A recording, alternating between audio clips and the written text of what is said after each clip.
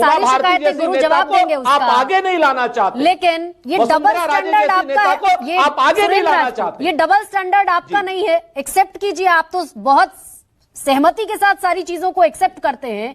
राजस्थान में 5 साल सरकार चला ली आपने, छत्तीसगढ़ में 5 साल सरकार चला ली आपने, कर्नाटक में दोबारा जीत कर आ गए आप। अब आप दम भर रहे हैं कि अब आएंगे तो आप कास्ट सेंसस कराएंगे।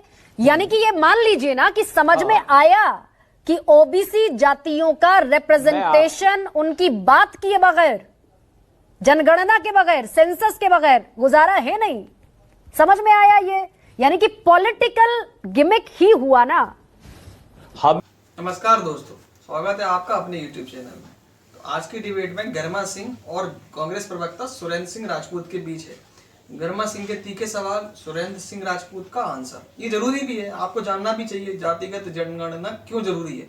और ऐसे एंकर जो क्वेश्चन पूछते हैं, जो कि निष्पक्ष होकर पत्रकार हैं, वो सब सवाल पूछते हैं तो उनका आंसर भी जो होता है वो एकदम परफेक्ट होता है। तो ये जरूरी है ये जानना आपके लिए कि ये जातिगत जनगणना क्यों देश के लिए जरूरी है और बीजेपी इससे क्यों भाग रही है। तो यही सवाल जब गर्मा सिंह ने सुरेंद्र सिंह राजपूत से पूछा तो उनके जवाब क्या थे आपको जरूर सुनना चाहिए और ये वीडियो आपको पूरी देखनी चाहिए। तो वीडियो अंत तक जरूर देखें और अगर आपको वीडियो पसंद आए तो आप सब्सक्राइब भी कर सकते हैं। तो चलिए वीडियो आप शुरू करते हैं।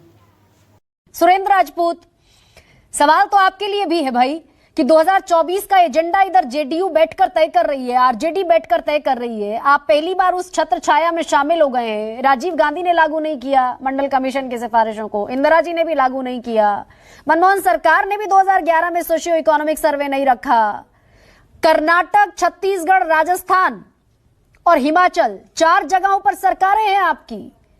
2 जगहों पर 5-5 साल सरकार चला चुके हैं आप। वहां आपको जातीय जनगणना याद नहीं आई। कर्नाटक का सर्वे रखा है आपकी टेबल पर, आप उसको पब्लिक करने का दम नहीं भर रहे हैं और इधर आप कह रहे हैं कि मोदी सरकार राजनीति कर रही है।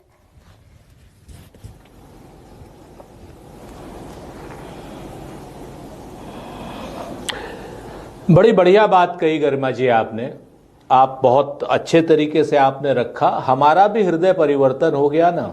जैसे अभी भारतीय जनता पार्टी के लोग कहते हैं, सारे के सारे, और वाजपेयी साहब के साथ में लोग कहते हैं कि साहब राहुल जी ने नहीं, राजीव जी ने रखे, इंदिरा जी ने रखे, तो इन्होंने तो घनघोर रूप से अपराध कर दिया, जैसे गुरु कह रहे थे।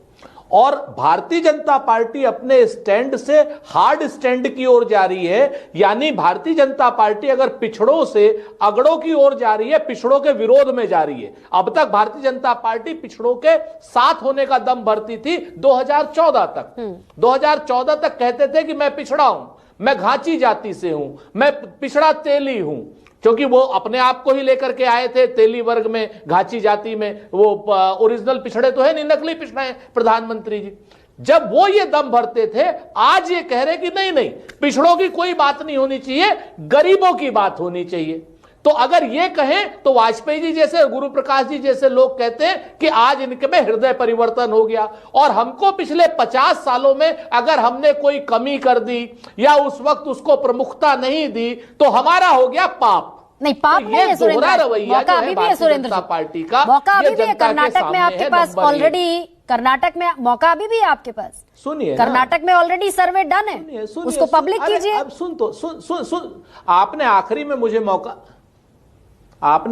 मुझे मौका दिया तो मेरी बात तो सुन Surendra ji. Last but not the least, Karnataka में कुछ कमियां रह गई हैं उस सर्वे में, वो हम पूरी कर रहे हैं। और पूरी कर्नाटक में कुछ उस सर्वे में कुछ गुणा भाग में कमियां हैं, वो कमियां दूर होते ही वो सर्वे भी सामने आ जाएगा। अच्छा, राजस्थान में अगली सरकार बनते ही सर्वे शुरू करेंगे, मध्य प्रदेश में सरकार बनते ही सर्वे शुरू करेंगे, छत्तीसगढ़ में सरकार बनते ही हम सर्वे शुरू करेंगे। आप देखिए गुरु प्रकाश जी की, आप देखिए कितने मनमोहक आदमी है। ये कहते हैं साहब सब चीजों की बात कर लो, कांग्रेस की कमियों की बात कर लो, कांग्रेस की कमियों को पाप बता दो, जाति जनगणना की बात मत करो, बाकी सारी बातें कर लो। ये पिछड़ों के नाम पर दलितों की और क्या नाम बाकी सारी चीजों की बात करेंगे, लेकिन जाति जनगणना की बात नहीं करेंगे। जो लोग जाति जनगणना पे दम भरा करते थे, वो कहते हैं ना कि राहे हक में तुझे हस्ती को मिटाना होगा, देखना फिर तेरी ठोकर में जमाना होगा। ये राहुल गांधी जी ने बहुत स्पष्ट मान लिया है, कह दिया है। हम तो एक चीज कहते हैं ना, अभी गुरु प्रकाश जी एक बात और कह रहे थे कि साहब ये जो क्षेत्रीय दल हैं ये अपने यहां कर लें। हम तो कहते हैं गुरु भाई, अभी अभी आपने महिला आरक्षण किया है, आप बताओ मुझे आरएसएस में कितनी % महिलाएं हैं? बताओ आपका राष्ट्रीय अध्यक्ष कोई महिला क्यों नहीं? बताओ आपका प्रधानमंत्री कोई महिला क्यों नहीं? आपने कितना हक दिया? आपको ओबीसी नेता वो चाहिए जो जुबान में ताला लगा के रखें। उमा भारती जैसा आपको ओबीसी नेता नहीं चाहिए जो सवाल करता हो। सारे के सारे ओबीसी नेता कहते हो 33% हक दे दिया। 33% कौन से नेता दिए आपने? 33% जो प्रधानमंत्री के सामने चुप रहते हैं, एक शब्द नहीं बोल सकते। ठीक है, ये सारी शिकायतें गुरु जवाब देंगे उसका। आप आगे नहीं लाना चाहते, लेकिन ये डबल स्टैंडर्ड आपका, ये आप आगे नहीं लाना चाहते। ये डबल स्टैंडर्ड आपका नहीं है। एक्सेप्ट कीजिए, आप तो बहुत सहमति के साथ सारी चीजों को एक्सेप्ट करते हैं। राजस्थान में 5 साल सरकार चला ली आपने, छत्तीसगढ़ में 5 साल सरकार चला ली आपने, कर्नाटक में दोबारा जीत कर आ गए आप। अब आप दम भर रहे हैं कि अब आएंगे तो आप कास्ट सेंसस कराएंगे। यानी कि ये मान लीजिए ना कि समझ में आया कि ओबीसी जातियों का रिप्रेजेंटेशन उनकी बात किए बगैर, जनगणना के बगैर, सेंसस के बगैर गुजारा है नहीं। समझ में आया ये? यानी कि पॉलिटिकल गिमिक ही हुआ ना। हमें तो नहीं देखिए, दो चीजें बड़ी साफ हैं। हमें तो जब आप 1948 में राष्ट्रीय सरकार को अंग्रेज सत्ता सौंपते हैं, उस वक्त प्रायोरिटी अलग।